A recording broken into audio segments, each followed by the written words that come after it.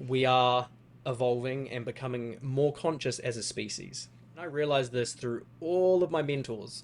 I spent hundreds of thousands of dollars and I got to the end and realized they were all saying the same thing, Same. just in a different way. Yeah. Yeah. Who am I without this need to succeed, this need to achieve, this need to feel special or important? All of these things are pseudo success, they're not real. And so I thought, how do I know if I'm doing well on this spiritual journey? And it was, am I emanating? Emanation is the representation of those golden virtues. Am I being authentic? Am I grounded? Am I present? Is grace occurring in my life? Are synchronicities occurring? And so that. This is the Leading with Love podcast. We're gathered here to open our hearts, expand our souls, live fully in our gifts, and co-create the world we want to see. Let's dive right in. Hello and welcome to the Leading with Love podcast. I am your host, Shauna, and welcome back if you've been with us for a while. Today is a conversation day, and I'm very excited about our guest. He is someone I've been waiting a few weeks to have on, a wonderful human being in general, and the reason that I wanted him to come on and share with us is because he is the embodiment of leadership with love, with wisdom, with his heart. And he has a very powerful background in what I would call the success world, which we will get into. But then he has deepened his practice and his path. He has spoken on stages with people all over the world, Deepak Chopra and Robin Sharma and Tony Robbins and all of these incredible people. And he has brought this heart and this authenticity to the game that he is playing. And I really, really love that. And I know that he's going to bring so much gorgeousness to the conversation today. So without even going into his accolades, which I will, and they are many, I want to bring him on and not wait anymore. This is John Templeton. Welcome, John. Hey, Shauna, thank you so much for the beautiful introduction to start with and having me on the show. I'm really looking forward to talking to you. I know it's going to be a great conversation, and I'm really sure that the audience and listeners are going to get some inspiration, some wisdom, and some little nuggets that they can use within their own lives. So, yeah, I'm ready. Yeah, I agree. You know, I've been preparing for this conversation just looking at, like I said, your list of accolades and achievements, and it is long. It's a long list. You were in the special forces as a trainer, and you have been around the world speaking, and you coach people that are lucky enough to have you as a mentor. And yet in that success world, the depth of what you bring to the table is what's important to me. It's the love, it's the alignment of love and wisdom, of heart and intellect. And you're bringing so much of that wisdom and that intellect in that I want to dive into today. And I know that I'm doing a lot of the talking to start, and I have a lot of questions for you, but I want to read something for our audience that you have on your website, because I know you have these 7 key areas of life that you help people achieve mastery in, and psychology is really important to you. So here is what I'd like to read, and then I will give you the floor. You say, our lives are a reflection of our psychology, and so mastering our psychology is the fundamental pillar for mastering all other areas of life. Without psychological mastery, we remain a victim to circumstance, but with psychological mastery, we become the master of destiny. I love that, and I would like to start by you speaking to that and what that means to you. Yeah, we all grow up in a certain environment, a bit of nature, a bit of nurture, and that really shapes our personality. But we don't really choose who we are. It sort of happens to us, and some of us have maybe a more blessed, no, not the right word. Maybe on the outside it looks more blessed, upbringing, environment that we grew up in, and our mind is shaped, our psychology is shaped, and that psychology is filled with beliefs, perceptions, a value system, which really dictates what I call our fate.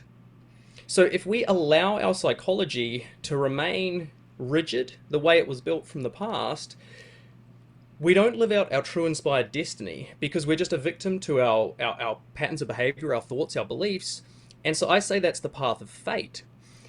Whereas if we can really go inwards and understand who we are, which is a very, very deep topic, and I would love to talk about that more today, who we Yes. truly are, the authentic self, Mm-hmm. when we can connect with that aspect of us, all of that programming, all of the belief systems we have, which trigger our emotions, which make us a reactive human being, and really unconscious, all of those aspects keep us chained to our fate. Whereas if we can master our psychology, which is the only thing within our life that we have power over, Yes. if we can master that, that is like unlocking the key to freedom, and that is unlocking the key to our destiny. And so when I say it's the only point of impact we have, I was writing a chapter in my book this morning, and I was talking about even if you want to start going to the gym because the gym will help you with your health, or if you want to start a business because a business will help you financially or find more meaning, those decisions come down to your beliefs. If you believe you can do it, it comes down to your psychology when it comes to your fears, your doubts, your uncertainties. And so, no matter what we want to achieve externally, if our psychology is not empowered, our output is going to be equally disempowered. So, psychological mastery is the key, and that's what my book is about. It is about how do we get beyond our patterns, our unconsciousness, to become more conscious, to become more inspired, so that we can really create our destiny instead of being a victim to our past and our fate. Woohoo!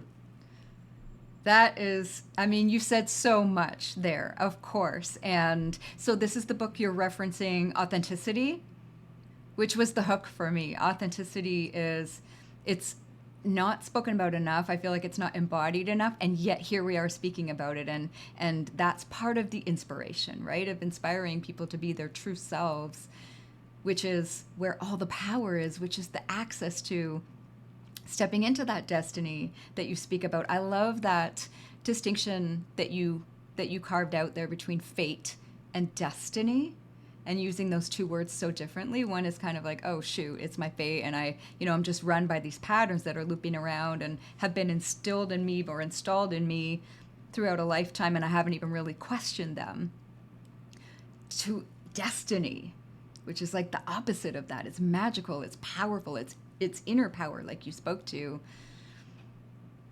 Ugh, there's so many places we could go, so many, paths we could go on here, because it's gorgeous. Thank you. And I know that with the background you have, there's a lot of discipline, and there's a lot of, like I said, that success world and personal development world. It brings the desire for frameworks and pathways and structure, which is also masculine, and you do that so beautifully. And I know that you have a framework for this art and science of authenticity that then unleashes, and it gives us access to this destiny that each of us have. Can you speak to that?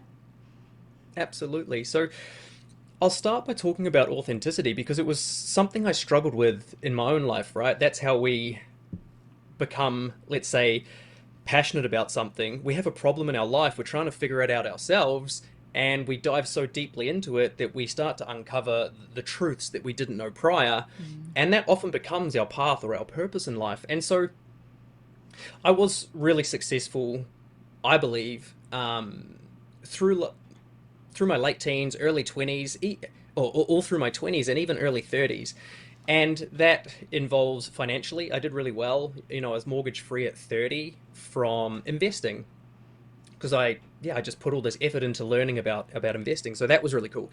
I, as an athlete, competed at a high level myself. I won bodybuilding championships, trained the special forces, got a Guinness World Record. Just everything I did really well.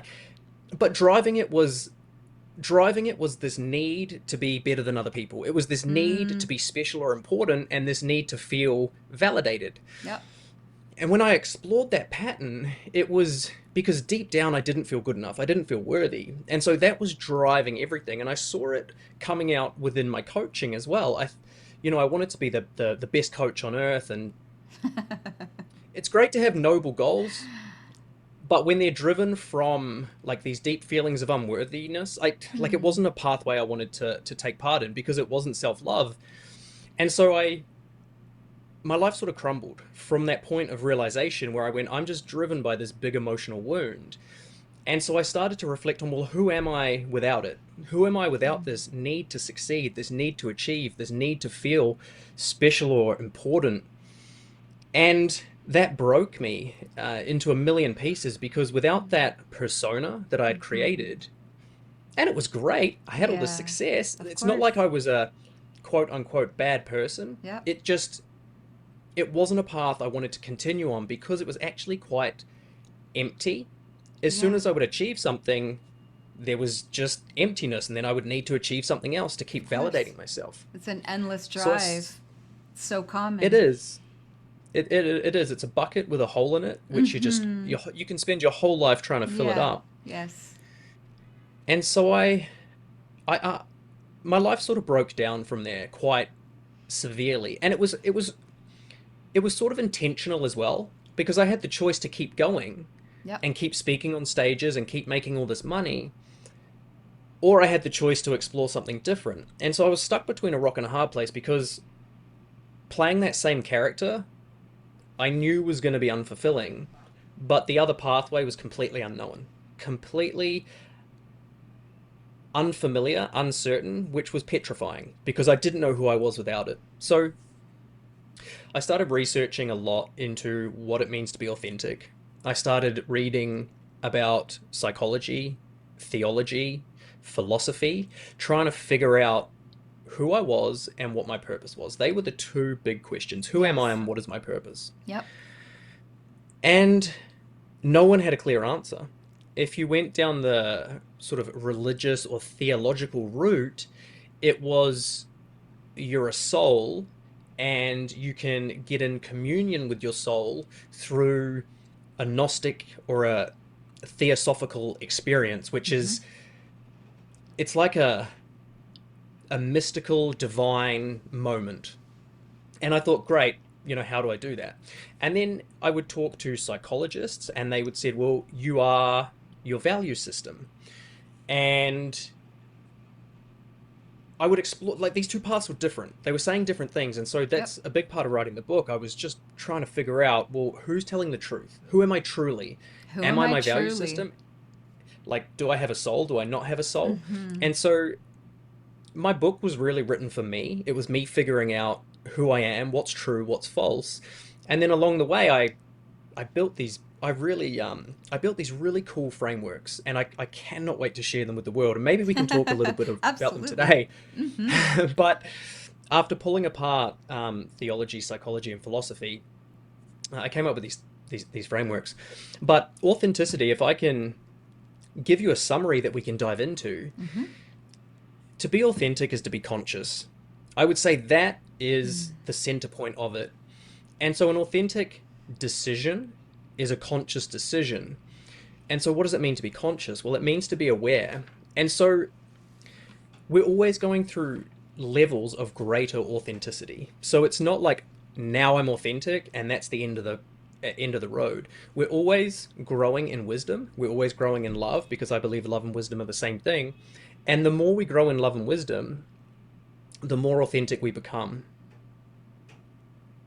Mm-hmm. You want me to stop? No, I just want to make. I'm making a point on something that I want to go back to that you just said. It was so beautiful and different though than the way I see it, which is perfect. So we can talk about it. Please, I'm so sorry. Carry on. No, that's okay. And so to be wise, to be loving, to be conscious is to be aware. And we gain awareness really through learning. And that learning can come through trial and error, or it can come through meditation and contemplation Yep. and and foresight. So just looking at the world around us, observing how things work and gaining wisdom through that practice. And the more we do that, the more we can make a conscious choice. And the more we can make a conscious choice, the more authentic we are. And so then we're breaking free, like I said, from our fate. We're breaking free from our patterns because they Hmm. are not conscious. They happen Correct. automatically. We were Yes. given our past. So really authenticity is a conscious choice. And I would say there are three words I use to describe someone authentic. They have aspirations, they contribute, and they emanate. So aspiration, contribution, emanation. And what that means is they're doing what they love in service to others, and they're doing it from a place of love. So they're radiating Yeah. Radiating. um, Exactly. as they do it. Yeah. Yes. Yes. Yes to all of that. I was going to ask you because I know you had a list of words in your bio that you know, these if this is alignment, we can talk about these things. And one of them was emanation. And I wanted to ask you what you meant by that. Because it's a beautiful word. And exactly what you just said was kind of what I was hoping you meant by it. That radiance of doing things from the heart. It is such a game changer. And what the point that I wanted to go back to was when you said that love and wisdom are the same, you feel they're the same essence. And ah, this is just fabulous. So what I see as leading with love and needed in this world is this leadership that to me we're redefining what leadership means and how to be a leader in your own life, in your community, in the world, which is partially meaning in service to others, to humanity, using your gifts. And the way that I've seen that is, of course, authenticity, because to be a consciously awakened being in a human body, you're naturally in your heart, you're naturally stepping into the gifts that have been given to you.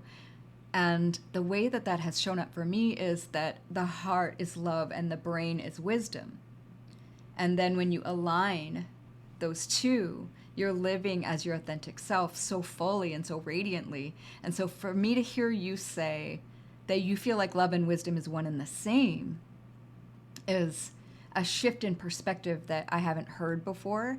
And they're equally true because, as we know, consciously awakening means you have to hold paradoxes and everything's true, right? All at the same time. The more you awaken and the more you see and know. But I'm curious about what you think when you hear me talk about love and wisdom and aligning the two versus you feeling they're the same thing. My question to you first is, if your head and your heart are working together Mm-hmm. for love and wisdom and inspiration, when they connect together, when love connects with wisdom, love and wisdom, when they connect together, what would you call that? I would call that truth. Cool. Yeah, I Yeah. mean, that's a beautiful word. Yeah. And so I would say love, wisdom, and truth are all the same thing. I would That's what I too. would say. Yeah. And actually, Yeah. ultimately, yes. And beauty. Um, so, yeah, light. Yep. All of And this these. is part of Yeah. emanation as well, Yeah. is Yeah. shining that light. Mm-hmm. And so you said something, and I'm so glad you said it because like we've just met each other, and I didn't Yeah. know where you were at, and you said we have to be able to hold paradoxes, Yes. and so because I wanted to say something, and I was like, I'm going to test the waters before I do because I wasn't sure where you were at, but so a lot of people say I want to lead with love, and they will then say love and Mm. compassion, and they'll usually put those things together, and I believe that true leadership it absolutely comes from love, it comes from wisdom, it comes from truth, it comes from inspiration. But my definition for that is often quite different to other people's, and it can be shocking.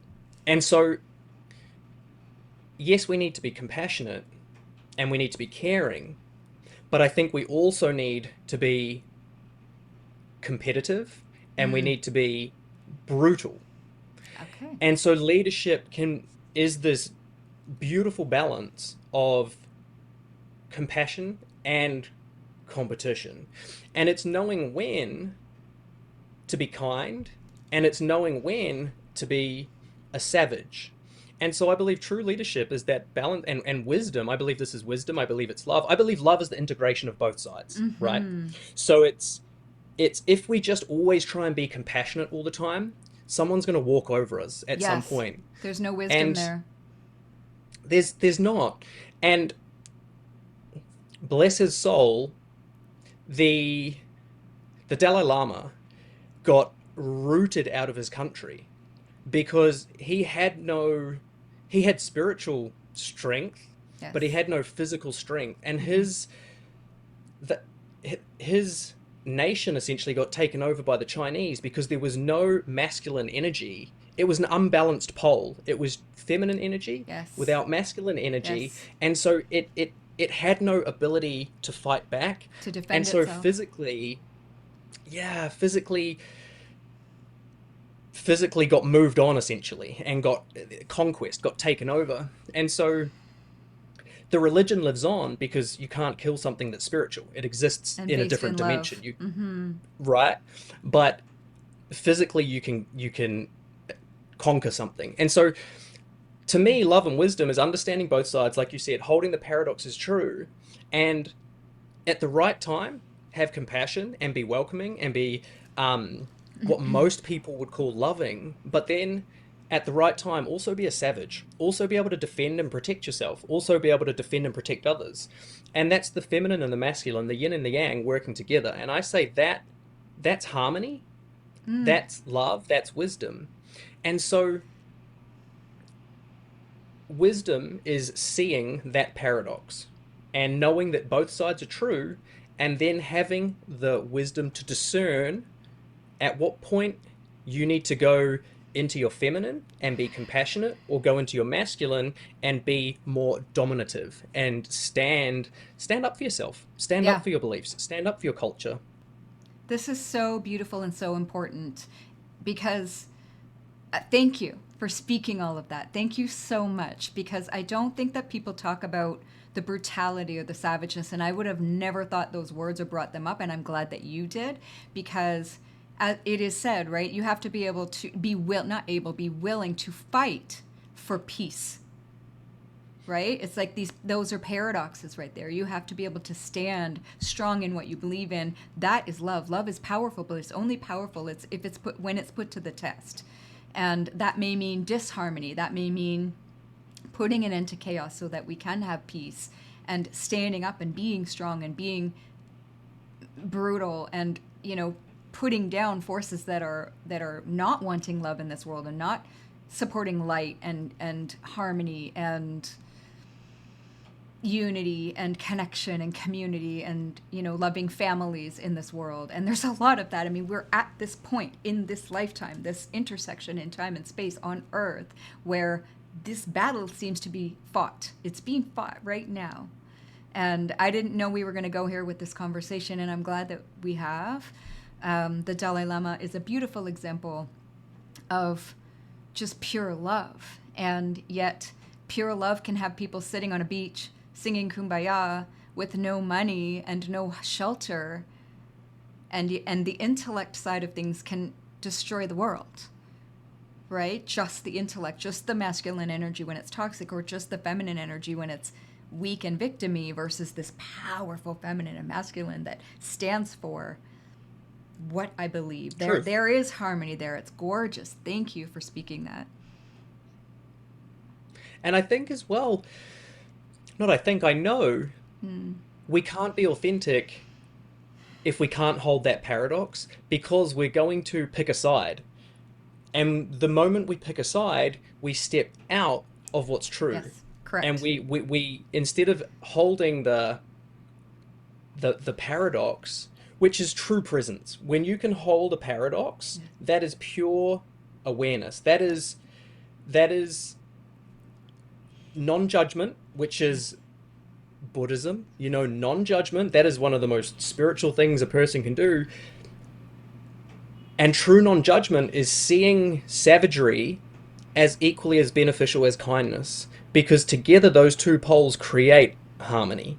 And Hmm. so that's that. I say this now because that was one of the hardest things for me when I went down my spiritual path. I Okay. went down my spiritual path, and it was all love and light, and I didn't really know what that meant. And that's why I'm so glad I did my research, because it opened my mind to a higher level of truth. And as soon as I had that higher perspective, that higher wisdom, that understanding of the dualities, that's what set me free to be more honest, to be more raw. And if something was out of alignment, then I had the courage to stand up for Hmm. myself or stick up for someone else. Because what's true is true regardless of your stance on it. And Yes. if we live based on our human stance, and it's in conflict with divine will, so our Yes. human will, if it's in conflict with divine will, we're going to be the one that suffers. Yes. And so a big part of authenticity is aligning our human will with divine will, Yeah. aligning our truth with the truth. And when we do that, we essentially have divinity running through us. That's That's right. true inspiration. Through us as us, the divine unfolding with no resistance, which means life force is flowing through us, right? Unimpeded. And then we get to live the destiny that we were meant to step into in this life. And it's those human patterns that keep us from doing that. And that's the work, right? Is looking in those dark places where we haven't wanted to shine light and shining light there, and then standing in what is true. And you're right. If any time we feel a sense of opinion, or not that we're not supposed to have opinions, but separation or a strong stance against something, we're not looking at the whole picture. There's a nuance here about standing for what you believe in, but it's not from ignorance or just I have this opinion because it was given to me, or I haven't questioned things. There's a difference in standing for truth and standing for purpose and standing for love and standing for what's true. I don't know how else to say it. Yeah, no, I love what you're saying. You're absolutely nailing it. And that nuanced difference is, I'll keep referring to my book because everything we're talking about, Please, I've written yeah. about because I love Oh, it. of course. But that opinion you were talking about, that's sort of given to us, or we're defending something that's not really true, that that is going to come from an emotional bias, either pride or shame. So if we're proud, we're going to have a stance that our way is the right way when it isn't. If we're ashamed, we're going to do the opposite and say your way is the right way. So we're going to sacrifice ourselves and we're going to say your way is the right way even when it isn't. But when we're in a state of love and gratitude, that's when our opinion is actually true. So we have to be centered in love and gratitude for our opinion to be aligned with what's true. Yeah. And if we go into pride or shame, we're taking a stance which is it is not aligned with what's true. It is a human perception, a human will. It is a human value system, a human belief system placed onto divinity, truth, and that is true unconsciousness, disempowerment, and is going to lead you to repetitive cycles and Pain. reoccurring patterns of suffering in your life. Pain. I love that distinction. It's really good for those listening and watching. Just the very simple, if you feel pride, and not like healthy pride, but like my way is the best, or I'm doing the right, there's something to that. Or you feel shame. There's kind of two sides of the same coin, and they are not truth. It means you're judging something as being better than you or less than you are, and none of that is true. You can tell right there that you're not in truth and you're in a pattern. A pattern is running you. You're projecting. Shame is, that's a really great distinction, that there really are, two sides of the same coin. Do you mind if I share more about that? I would love you to, please. So in my book, I've created something called the map of emotion, which is really the centerpiece of the whole thing. And pride and shame are the first two emotions I talk about, and they are in polarity with one another. Pride is a positive emotion we feel when we're judging ourselves in a quote unquote positive manner, and shame is the negative emotion we feel when we're judging ourselves in a negative manner. And anytime we believe we are better than we truly are, we're going to experience pride and we're taken away from truth. And anytime we doubt ourselves, which is quite often, or beat ourselves up or don't feel worthy or good enough, we're going to experience shame. And again, that is not true because we're thinking we're actually less than we are. The truth is that we have strengths and weaknesses. And when we own both of those things, our strengths and weaknesses together, then we truly love ourselves. But if we're always trying to get rid of our weaknesses or hide our parts of ourselves that we're ashamed of, we're not going to be authentic because we're hiding half of who we really are. That's right. So true self-worth is that center point between pride and shame. So they're the first two emotions that can derail us. And I talk about them first because they're the deepest, because they're our self-criticisms and our self-judgments. The next set of emotions that pull us away from truth and authenticity, this sometimes shocks people when I say it, but is fear and excitement. So Same energy, fear, just different manifestations. yeah, they're the opposite poles again. When we're judging the future and we think it's going to be worse than it truly is, we're going to experience fear, right? The future, we're scared of it. It's going to be bad. Fear comes in. And if we're judging the future and we think it's going to be better than it is, we're going to be Excitement. excited. And again, both they're not true. They're not true. The future will be the future, and if we expect something to be better than it is, we're going to be disappointed when we get it. So excitement Mm-hmm. always leads to resentment, anger, frustration, or disappointment. And fear is fear. Obviously, that's what I would say is the biggest emotion that blocks people from being in their truth. So we've got pride and shame, which run on, I'm going to say, a vertical axis. And then we've Okay. got fear and excitement, which run on a horizontal axis. And that's the foundation of the map of emotion. There are 8 emotions total in the map, but they're the first 4. And so you can, anytime you're excited, anytime you're fearful, anytime you experience pride, anytime you experience shame, you're out of your center point. You've lost yourself in the future, chasing something, avoiding something. You're not present. You're not engaged with life, right? You're not inspired. So they're the first 4, and the next 2 are depression and elation, which we can call happiness and sadness. And there, when we're judging our reality, our present reality, as better than it is or worse than it is.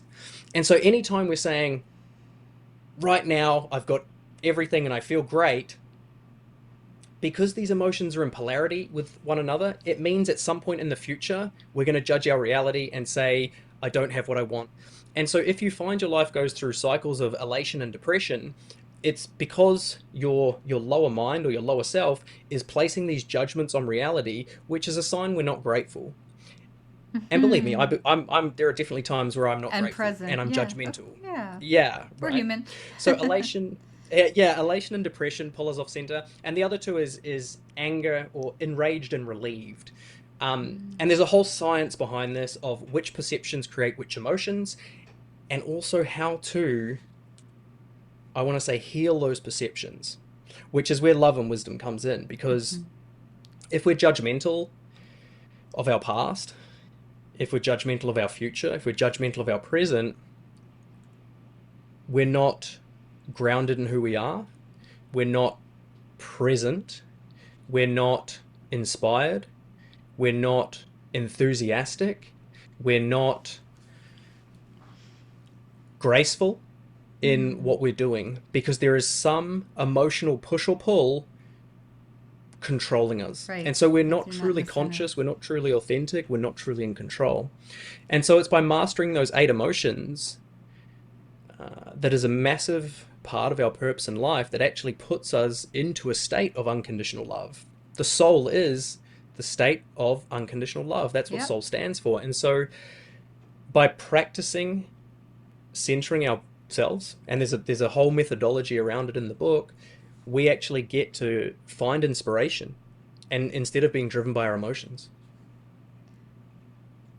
Well, again, you said so much, and I can see in everything that you shared in that framework that it's all around judgment, which is why none of it's true, right? And so looking at it with those 8 emotions and recognizing that you're feeling any of them means you're judging or expecting something that isn't really true about the past or the future or thinking about your past, thinking about anything but this moment, like you said, and not being present. Because when we're present, see, I like to say we're out of our minds and into our hearts.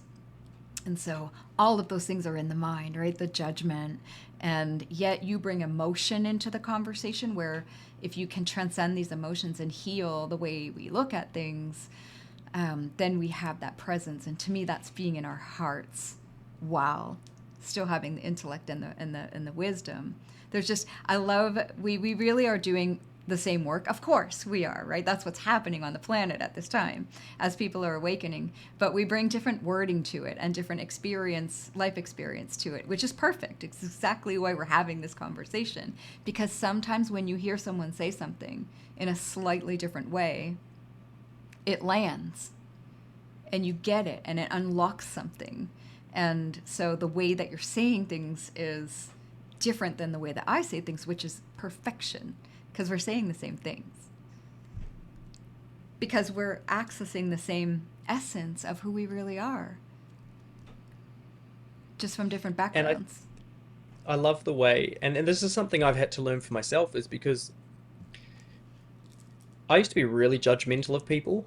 Mm. Um, and it was because I didn't feel good enough inside and I didn't really know who I was, so I would tear other people down to feel better about myself. And I realized that your unique perspective on, because the truth is the truth, like you said, we're saying the same thing. Yeah. And I realized this through all of my mentors. I spent hundreds of thousands of dollars and I got to the end and realized they were all saying the same thing, Same. just in a different way. Yeah. Yeah. And that's the beauty of our unique idiosyncratic self. Like, we have a unique way of being, and to awaken humanity, which is arguably the purpose of Yes. planet Earth, Hmm. is everybody's perspective is relevant. My perspective is relevant, your perspective is relevant, Fred and Jane, their perspectives are relevant, and together, when we share our perspectives, over time we all grow and evolve and become more aware and awake, and slowly but surely, and it is very slowly but surely, we are evolving and becoming more conscious as a species. Yeah, it feels like it's speeding up right now, and I'm hoping that's true. I really am. I see it like popcorn all over the planet. And the way that I would say that is that all the inner work that we do, each of us, in becoming conscious and shining light on the patterns and dissolving them, I see them as, just sort of dissipating back up into the light like champagne bubbles, raises the level of consciousness for all of us, right? It opens it up for all of us, and it feels almost like kind of a race right now. Like this lifetime, I don't know if it's just me, but I feel like this is one of those pivotal times when so many people are waking up or right at that threshold of that conscious awakening. And so for those of us who have felt that, there's no there's no playing around. It's like step into it and be that and shine that, because people need that permission and that example to to ignite the flame that's already in them, but maybe fan it. Maybe fan it would be a Mhm. better word. This is our purpose, and if you know that you came here for that, then like let's go team, right? 100%. And the I see it as a never-ending process, because there are definitely times where I'm like, okay, my friend and I call it the tap on the shoulder. It's like, you have you heard of Plato's allegory of the cave? Uh huh. Right. So it's there are times where I'll tell the story just in case anybody listening hasn't heard of it. So It's all you. Plato, Greek philosopher, he was the scribe for Socrates. So Socrates was a Greek philosopher that came before him, and so he listened to this philosopher talk to people and share his wisdom, and he just took notes, and he grew up learning the wisdom from his mentor, and he created what's called the allegory of the cave. And so it's about, you can imagine you're in a cave, and right at the end of the cave is a wall, and chained facing the wall are, let's call them slaves. They're facing the wall chained. So, and they've been there since the start of their life. So all they know is the wall in front of them. Now, sitting behind them, a few meters behind them, is a fire. So their shadows are projected onto the wall. So all they can see is their shadows. And then between their backs and the fire, people walk past with silhouettes of horses, of, you could say, life occurring, but it's Yep. it's like a puppet show, a Yes. shadow puppet show happening on the wall in front of them. Now, if you can imagine, and sure, I'm not necessarily talking to you, I'm talking to the No, audience. I got it. If you Yeah. if you can imagine that all you know your entire life are these shadows projected onto the wall, and you believe that is reality, well, that's all you know. So you're unconscious to the truth because you're looking at the illusion. In some religions, it's called Maya, which is the Yes. illusion of reality. So you're looking Hmm. at that illusion. And then what happens one day is one of these slaves breaks free from the shackles, gets up, and starts to leave the cave. And as he's leaving the cave, natural sunlight is coming in, and it's so bright, it's hurting his eyes. But he keeps going, and eventually he reaches the light. And he sees the real world for the first time, and it's so colorful, it's so vibrant, it's so bright, it's so beautiful. And he goes, wow, this is amazing. I have to tell everyone about this. So essentially, he discovered the truth, the true truth, Yeah. and he wanted to share the truth with people. So he runs back down into the cave and he starts telling the other slaves about what's true. He starts sharing the truth with the slaves, but the slaves don't believe him. They think he's nuts, they Yep. think he's crazy, because all they know is true is the shadows on the wall. And so they dismiss him as a crazy person because their life facing the shadows on the wall is what they believe is true. And I love that allegory because, one, it helped me understand my experience. Because once I had experienced what was true, even trying to help other people or tell other people, they thought I was mad. They thought I was crazy. And so I was like, okay, that's normal. People aren't ready for the truth. Yeah. But the other thing is, and there was a reason we started this story in the first place, Well, you and that called was it the it, tap on the because shoulder. the tap on the shoulder, right? Yeah. Because I don't think, I know there are degrees to truth, and there are degrees to enlightenment. And so that feeling of wanting to share the truth with people, I've then learnt something new, become more aware, become more wise, and it was like I had just been born again. And what I've learned is that enlightenment isn't a destination, it's a process. It is a process of finding those aspects of our lower mind that are still driven by falsities, by emotions, by not love, by judgment, by ignorance, and bringing the awareness, bringing the consciousness, bringing the love and light to those dark parts. And it's an ongoing process. And so I believe that our journey towards enlightenment, to higher levels of truth, is, it's really never ending. And some people aren't even ready to begin. And I've learned not to press the point on people, because either you want it and you want to figure out what life is Yes. truly about, or you're happy in your ignorance. And yeah. It's so fascinating, isn't it? Because I think a lot of people, when they undergo some sort of awakening like that, or anything where they feel, oh, I have an answer to something, you try and tell everybody about it and nobody wants to hear about it. And it can be maddening until you, as you said, expand more and just mature more spiritually and growth wise, until you realize it's not my job to convince anybody of anything. And God pierces hearts when God wants a heart to be pierced. And so my job is to shine light in my own dark places and then speak from my most authentic vibration or resonance, or who I am most authentically. And whoever is ready for that, if it's meant to be, to touch a certain heart, it will. And it's not even up to me, right? That's kind of how I look at this conversation about this podcast, is we show up and we are in our hearts and we share whatever we can, and we are being our most authentic selves. And whatever hearts this was meant to touch or open, it will.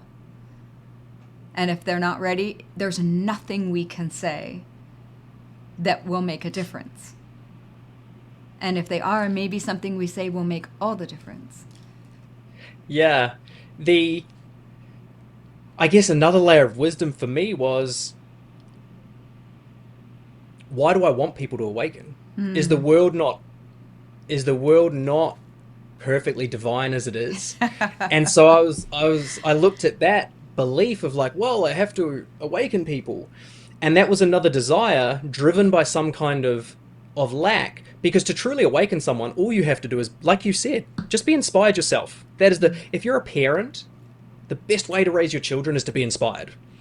Don't try and get them to do something that you haven't done. Because for your child, I'm not a parent, so Yeah, you can tell they me I'm need the wrong. But demonstration, though, not the words. Yes. right, it's like a lot of people probably have children because they want to live their life through their children. They want their children to do what they never got to do. And I think that's beautiful, absolutely.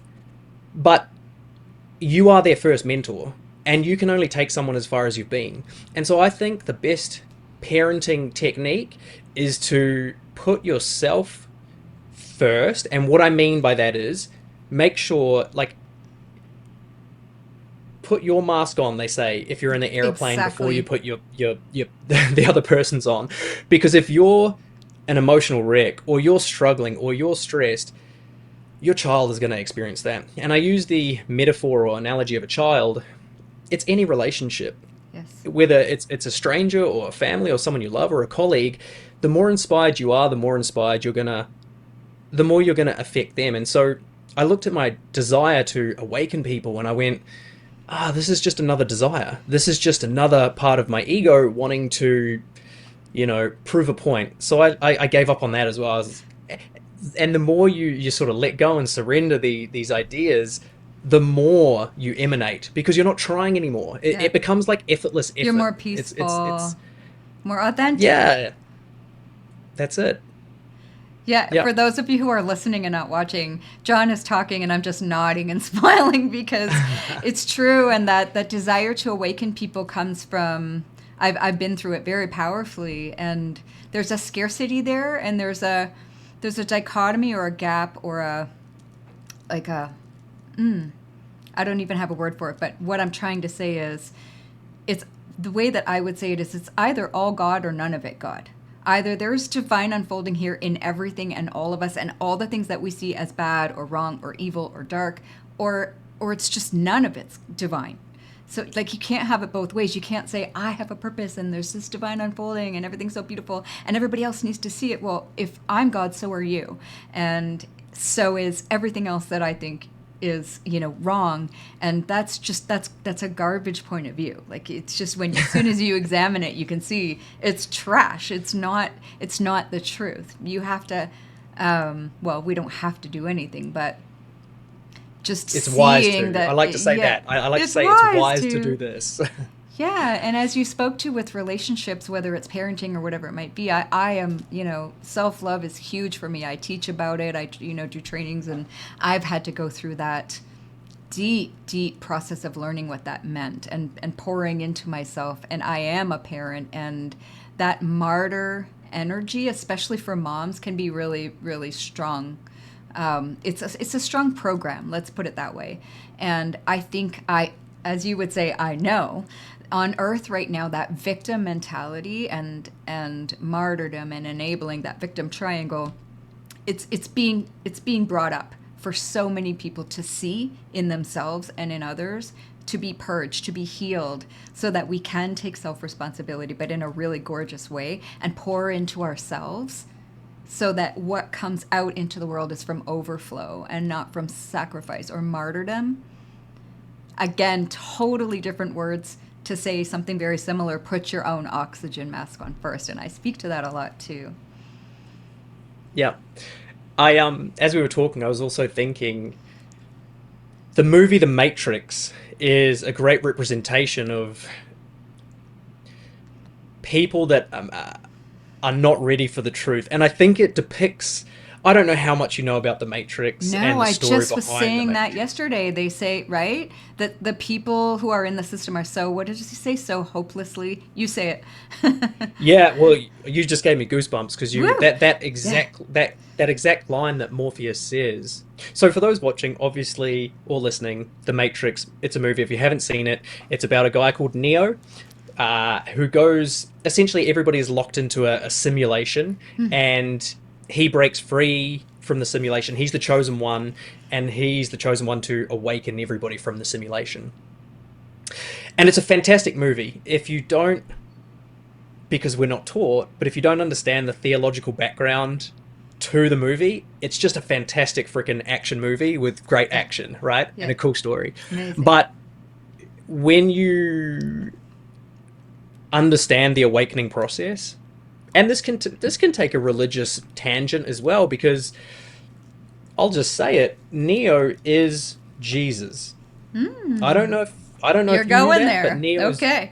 Yeah, yeah, he's Jesus. And so this you can hop on YouTube and find the true writer of the script of The Matrix, and she says it bluntly. She's like, I can't believe people can't figure it out.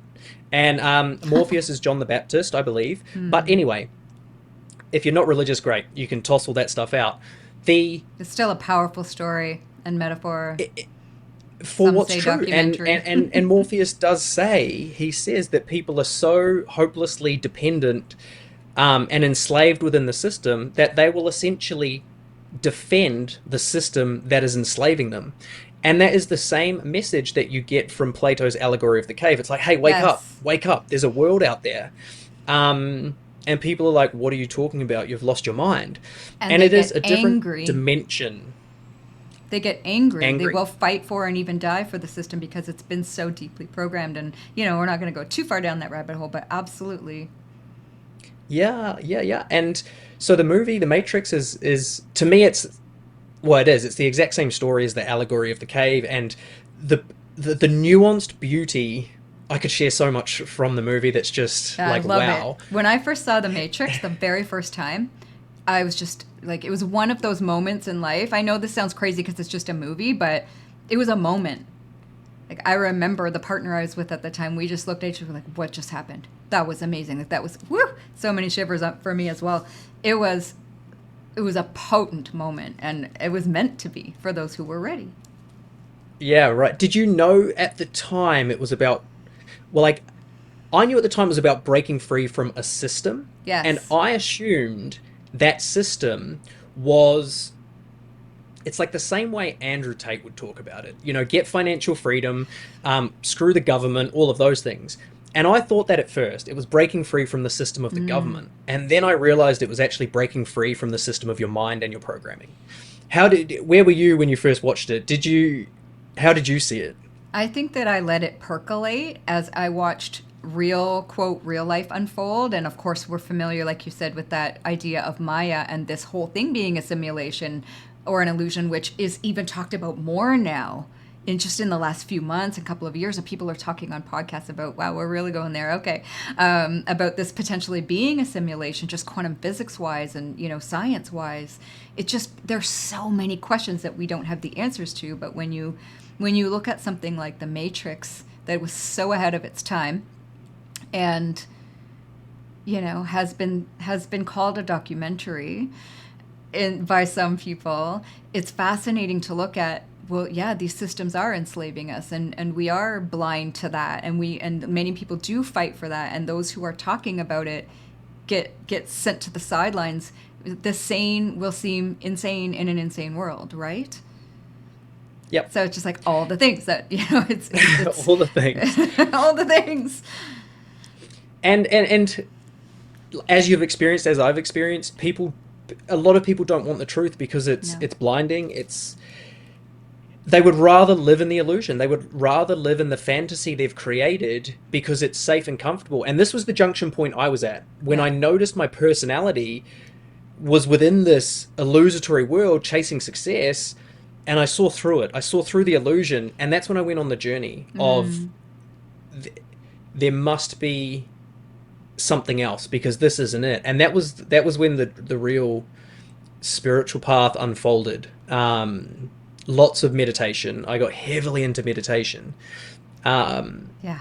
the last thing I'll say about the Matrix movie is there's one scene where they're in the real world. So if you've seen the Matrix, the real world is ugly. It's nasty. It's Right. just robots and dystopian. And one of the guys says, I prefer the illusion. I want to Yep. go back and eat steak. Even though I know it's not real, Yeah. I want to eat it because it tastes good. And it's funny because when you awaken, you can't go back. No, You you can't can't reverse unsee. consciousness. No, and you can Right? understand that decision a little bit, right? Like that one character who said, "I'm just going to take, I'm going to forget again and I'm going to go back into the system and pretend I'm at this fancy restaurant and eat the steak and enjoy it and just be blissfully ignorant of what's really happening." There's part of us, at least I can speak for myself, that understands that decision because like you said, you can't unsee once you see what's really going on, and it's painful. Of course people don't want to wake up. I mean, imagine, I'm going to share something really personal. We'll see if I keep it in the conversation when we publish it. But I wanted my dad to see a lot of the things that I have seen that are unpleasant and stuff that I don't really like that I've seen, but it is part of the system, etc. And then I finally realized, why would I want him in his last days to be so disillusioned to see some of the things that I have seen, like actually let him just have his peace and think that I'm crazy and think that, okay, whatever. I'm talking about stuff that he doesn't understand or he doesn't believe. And it was just this moment where I realized that I wouldn't wish that upon him in his final days. I wished him peace, and in his final days, that's what he got. And there's just something to that not being able to unsee that we then get to transcend further on our journey and get back into our hearts. And it doesn't matter what anyone else does. Our job is to be as present and as authentic and as loving as we can be, and protect our own energetic boundaries, protect our energy so that it doesn't get hit by the news and all the stuff that's really painful. We have our own stuff to go through, let alone everything we have access to now, information wise. I know I'm saying a lot here, but there's just something to allowing others the grace to gently awaken, even though we may want them to wake up really fast and right now. I had the same thing with my father. He sort of got a little bit sick, and I gave him a book. It was one of Joe Dispenza's book, You Are the Placebo, Mm. and I went to live in England with my dad just for um, like a month, and he had bad liver. And so each morning I looked at all of his medication, and I looked at it all, and I went through and I tried to find a discrepancy, and there was one. I said, Dad, this pill says don't take with this pill. Why are you taking them together? Read the instructions. Because he's very much Mm. indoctrinated, as a lot of that generation is. And I Yeah. get it. I get it. That was the world they grew up in. And so he said, oh, yeah, that's not right. And I wanted to do that because I wanted him to start doubting the doctor. Yeah. Because I knew that a doctor is indoctrinated and, a lot of the time works on behalf of the pharmaceutical industry, whether they know it or not. And so I found that discrepancy and he doubted the doctor. And I was like, great. If I can break down his belief system in the doctor, I can maybe start to influence It's him an towards what's opening. actually. Yeah, yeah. So I did that. I bought a juicer and I started to juice pomegranates each. I don't know if you know Don Tolman. He was one of my health mentors for a while, but really great dude. I called him and I said, "What's the best thing for liver?" And he said, "Pomegranate juice." Just. He actually said, raw natural beer as well, because of Okay. the yeast or something. Uh-huh. But anyway, I started juicing pomegranates for my dad in the morning, and my dad was really, "I'm not allowed to eat tomatoes." I'm like all of this stuff, which I was like, "Dad, this is going to make you sick if you don't eat these fruits and vegetables." So I gave him Joe's book, and it was around Christmas time. For New Year's, I went to see some friends in London. He's in England, and I came Mm. back, and I said, like, Dad, how have you been? He said, oh, I did one of the meditations in Joe's book, and for the first time, the pain in my knee had disappeared. He's like, I could stand up pain free. Hmm. And I thought, yes, like I've got him. I've broken his belief Yeah. system in the doctor. I was like, I've got him. And then he goes, oh, it might just be a coincidence though. And I Ah. was like, oh, let's see how we go. He then went for a liver test.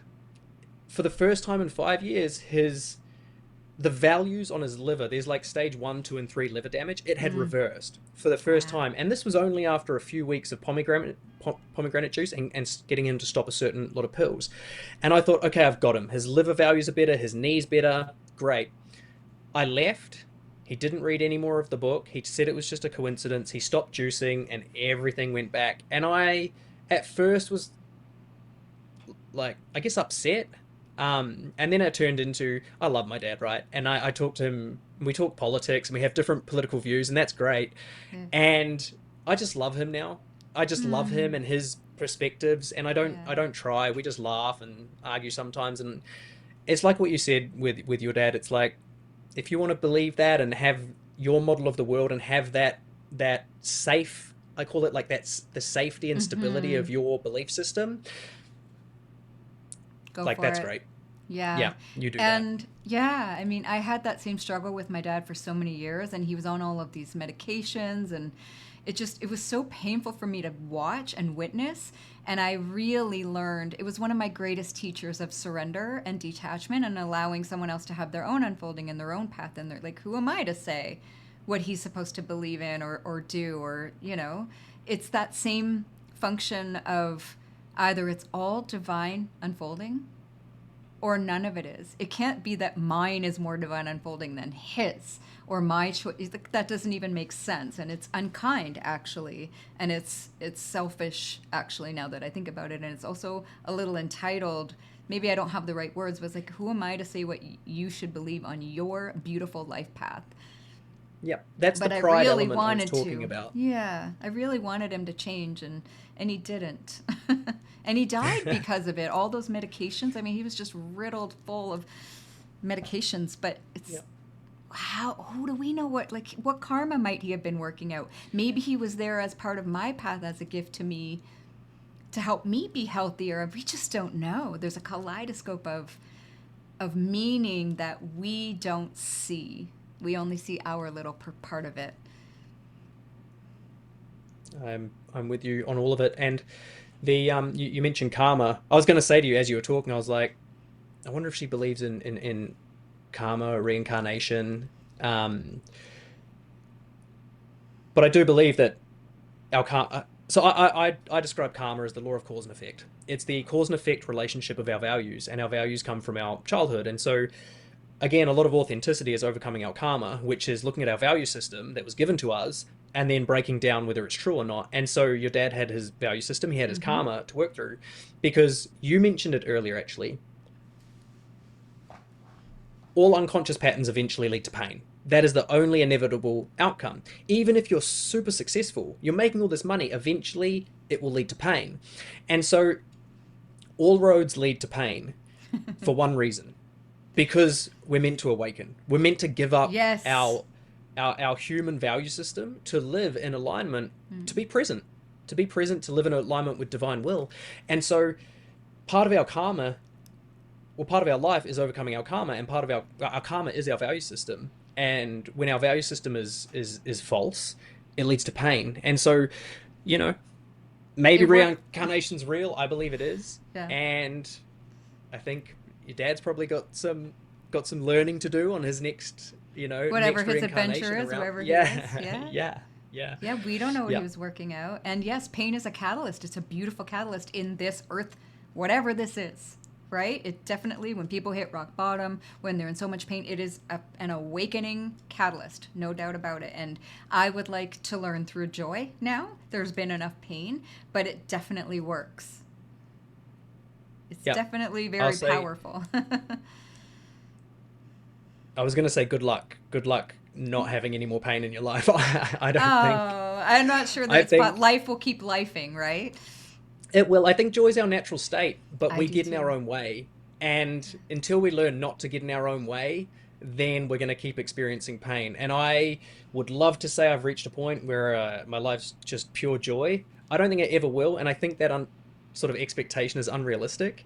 And I learned this with enlightenment. I used to want to be enlightened. I was like, I want to be enlightened. And then I realized that desire was keeping me from being enlightened. And so it was like, true enlightenment is not having a desire. Yeah. And so if I desire this, then I'm not enlightened. Where I have, I want to say, arrived upon through experience and research is that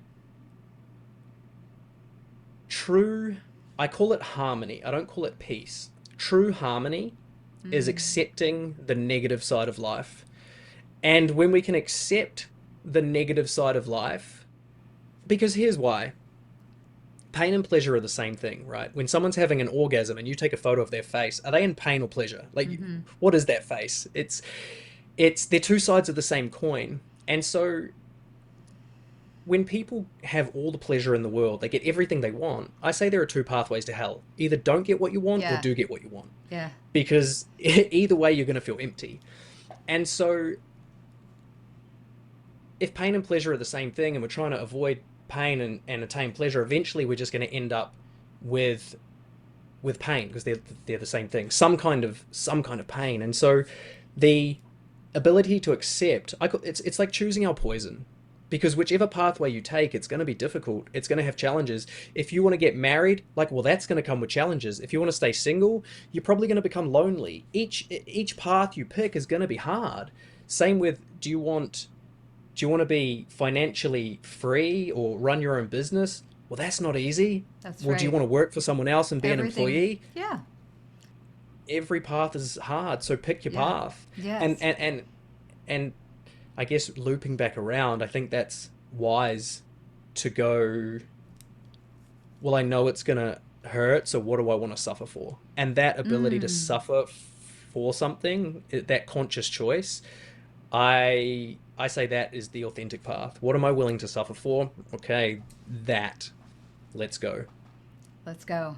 I love that. Well, that's kind of what I meant by life keeps lifing, right? It always will. We're here in a world of duality and we're going to feel all the things. And some would even say that we're here to feel all the things, that our soul wants to feel the intensity of all the feelings that are possible here. And maybe that's not even possible in other realms. We don't really know, right? Maybe that's part of the beauty of the human experience is the agony and the all of it, the love, the hope, the fear, all of it. It's part of the richness of this experience. And for someone who's in pain, that probably is going to sound really annoying. But I don't know. I've just heard enough people say that the emotions that we experience here, even as you are talking about transcending them to be in your purpose, there's beauty in them. There's richness in the depth of emotion that we're capable of. And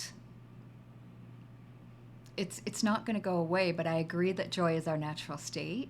And I think there's a distinction between feeling excitement and desire from that life force that is naturally expansive versus something that you're judging as, like you said, your future is, you're making it better off than it is, or something that's based in a human pattern versus that true flow of life that does feel wonderful and Mm. joyous. There's a difference between joy, natural joy, and excitement. Yeah. The way I dissect it in the book is excitement is looking for a positive future. Enthusiasm is doing what you love in the present. And Mm. so the word enthusiasm is God within. Theos is God. Yeah. So in theos is God within. And so the other sort of etymological way of explaining enthusiasm is divine inspiration, which Mm-hmm. is, I mean, you can't get more in your authentic power than to be enthused and inspired. So that's how I help people start discerning, where's my head at? Am I chasing an attachment? Because I've got a client and she is having, I want to say, dating relationship problems. And it's because of her attachments. She, like most of us, right? We've all been there. We don't really feel worthy. So then we overcompensate or we Mm. become needy in order to get someone's love. And so we're not being authentic. We're sort of overcompensating to try and get them because we think they're going to add something positive to our life. And so the thought of them being our partner can excite us. And I say, that's not your purpose in life. To be excited about going on a date, like, sure, we can be excited. Just know that with that excitement is going to come disappointment in the future when, one, you've either sold yourself short, or if you become excited about this person because you think they're amazing and you realize they're not as amazing as you first thought, well, that's going to lead to disappointment too. Happens a So lot. excitement is based on attachment, and an attachment is based on there is something outside of me that's going to make me happy. And That's by right. getting that, it's going to validate me in some way, bring me some kind of thing that I'm Yep. missing inside, and like those are all beautiful life experiences, but that's not your purpose. No, That's and it's not yeah, being enthusiastic, right? it's a completely false paradigm because nothing. That's what people. I mean, you spoke to that when you said you were spending your life, part of it, trying to be so successful and have all these achievements. Nothing outside of us, no validation. Nobody else can feel that's, like you said, a bucket with a hole in the bottom. It's not possible to fill it because it's a false paradigm. It's not the truth. Only from the inside can we fill up and be, that really rich, deep presence that is the truth. And then, yes, enthusiasm flows naturally through us, even as things are happening in life, but we have more grace, I find, more capacity in that presence to handle life as it lifes, the stuff that happens. Yeah. Did you use the word resilience then, or was I just thinking I that? might I don't think I did, but I love the word resilience.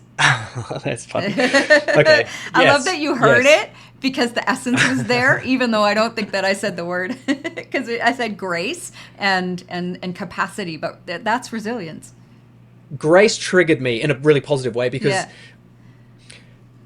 I said earlier that there are these 8 emotions which drag us away from authenticity, drag us away from inspiration. And there is an antidote, right? There's an antidote for each of those 8 emotions. So, for example, the antidote to pride is humility. Right? It's pretty common sense. The antidote to shame is nobility. So we have humility and nobility, which are two opposite traits that work together to help us become authentic. And I'll just tell you the other traits as well. So I call these the cardinal traits because they are what hold us together in our authentic self. So when we find ourselves emotional, if we can feel ourselves being pride, like if you and I were talking to our dad and trying to like inject our belief system into them, Just to there's pick a a bit of pride there. circumstance. Yeah. Okay, there's a bit of pride there. So it's okay, how can I be more humble in this moment? What does humility feel like? And I talk about this in depth in the book, is like, how do you actually be humble? Well, there's a part of you that wants someone else to believe what you have when they've got a completely different life. And you're only trying to do it, you think you're doing it because you want to help them, but really you're doing it because you want your way to be the right way. And so I go, well, humility is realizing that everybody has a value system, everybody has a past and future, everybody has a plan, and that's up to them to have their lessons. So to practice humility is to see someone for who they are, see their value system, see their things they love and hate, and go, that's divinity right Yeah. there. That is a divine child of God. I have no right to tell them who to be. And so we practice humility. That's just one example. But I mentioned fear and excitement are the emotions that drag us into the future. So obviously everybody knows what the antidote to fear is, which is courage, right? So courage is one of the cardinal traits that helps us overcome fear. And temperance is the cardinal trait that helps us overcome excitement. So if we've got an attachment or there's something in the future that we're excited for, I don't like saying this to people sometimes because they want to be excited. And I say, look, find enthusiasm. It will trump your emotional need for something so much more. But if you can be temperate and you can wean yourself off this addiction or this obsession you have, you're going to find your true power. So there are 4 of the cardinal traits. And then the cardinal trait for being enraged or angry is patience. The cardinal trait for relief, it's a tricky one, but it's intentionality, having intentions. So you're not moving away from pain, you're moving towards something intentional. Leaning And then in. the cardinal trait, this is where resilience comes in, is the cardinal trait for depression is resilience, and the cardinal trait for elation is composure. And I want to add in one layer here, if it's okay. When we practice these cardinal traits, because they all work in polarity, there is a virtue that sits between each trait. And what got me thinking of this was when you said grace, because grace is one of what I call the golden virtues. So these are the symptoms that you're being you, you're being authentic, you're being inspired.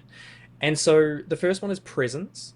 That's the first golden virtue. You're present. You're engaged in what's happening.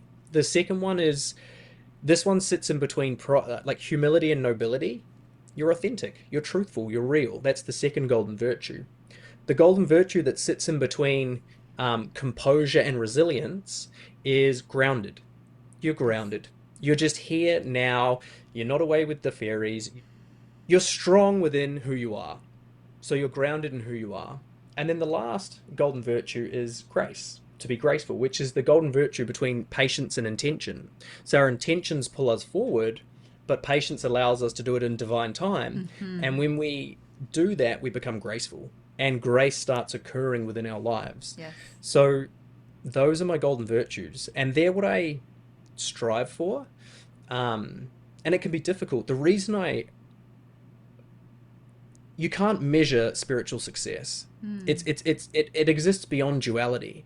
And so in the physical world, we're looking for, have I succeeded? That's What does right. that mean? Well, I've got more money. I've got a ring on my finger. Yep. And all of these things are pseudo success. They're not real. And so I thought, how do I know if I'm doing well on this spiritual journey? And it was, am I emanating? Emanation is the representation of those golden virtues. Am I being authentic? Am I grounded? Am I present? Is grace occurring in my life? Are synchronicities occurring? And so they became the measuring stick for how authentic and how much progress I was making on that sort of spiritual path.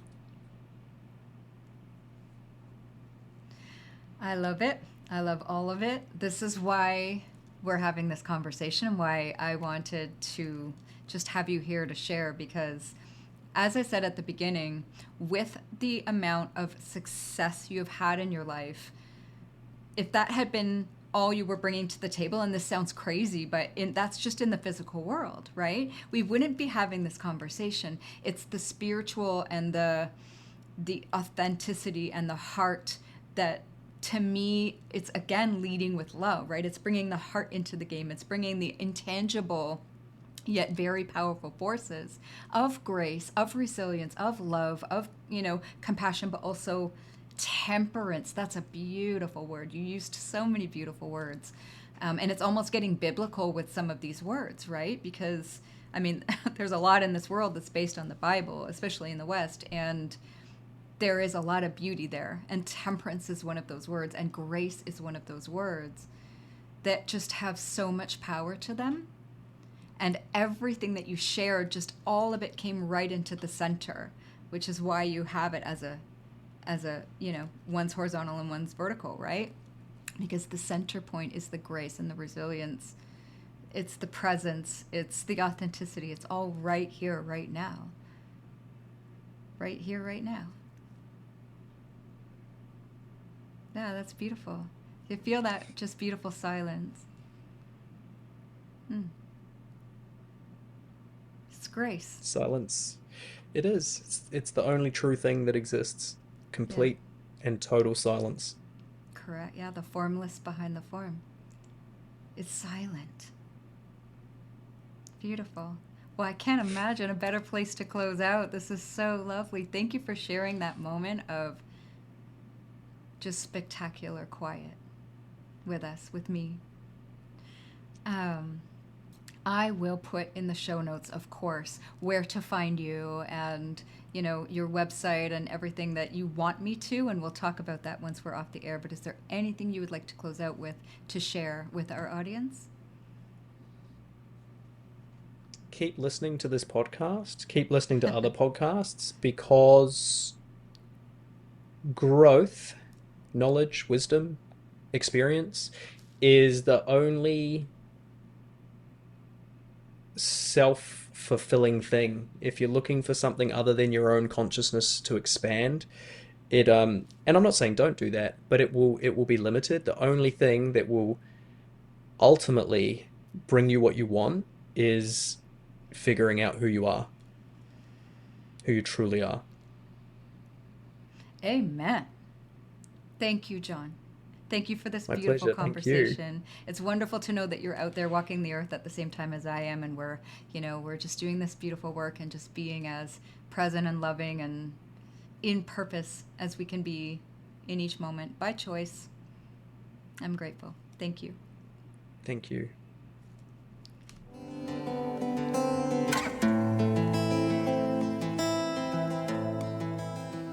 Wherever you are and whatever you're doing, I hope you enjoyed this episode and it helped you open your heart, feel inspired, and know that we are all connected. Please subscribe and share so this work can touch more people. This is how we co-create the world we want to live in. Thank you so much again for joining us, and talk to you next time.